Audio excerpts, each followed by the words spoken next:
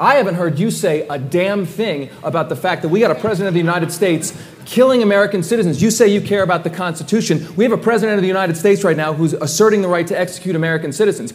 You're the leftist. I'm to the right of you because you got nothing to say about it.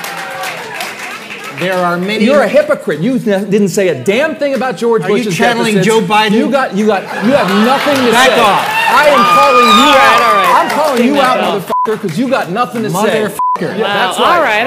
All right. Here's the. Wow. We apologize for those of you listening online. I need a response to motherfucker. Oh, really? Is there a response? I feel bad for Peter. He's in the middle of that. Did you know we had a whistle, too? No. Yeah. Love it. Here's the problem of debating with radical left-wingers.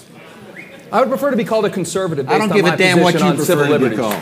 And I'll say it again. Call me a conservative motherfucker. Wow. I don't use that kind of language. Come on now. As I was saying, arguing with left-wing radicals is like debating with a pigeon. By that I mean they knock over the pieces, they crap on the board, and then strut around like it was a victory. All right, can we move on? Do you have an answer? Where was your criticism of George Bush's deficits? Where's your criticisms of civil liberties? Where's your regard for the Constitution? Or do you not have an answer other than to invoke pigeons? Is your brain such a pigeon size that you have no response? That was, as I counted, that was 4 questions. Well, you didn't answer them. Here's your 4th try. Because you're still Maybe talking. It's hard for you to hear. It's your 4th try. Maybe You're you're still a little old. talking. Maybe it's hard for you to hear. It's 4th try. Go for it. Let's move on. Still talking. Let's move on. All right, we've got one that I think. Right. He does. He deserves a 6th try to answer the question. 6th try.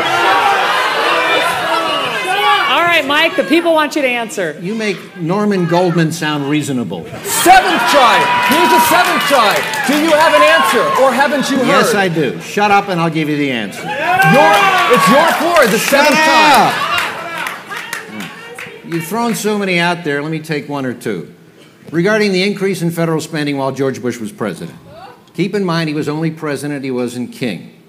Outside of defense spending increases, some of which was devoted to the war in Iraq and Afghanistan, and incidentally, that portion of the defense budget which was devoted to Iraq and Afghanistan was about 15% of the total defense budget. So that certainly didn't drive the huge deficits.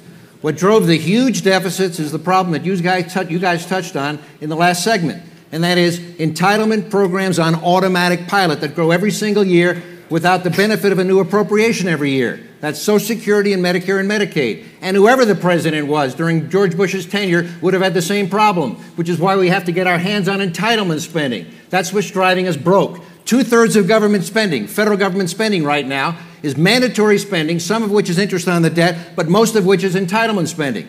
On top of that, we've got a $3 to $4 trillion unfunded liability in government employee pension funds all over the country, including PARE in Colorado. Okay, so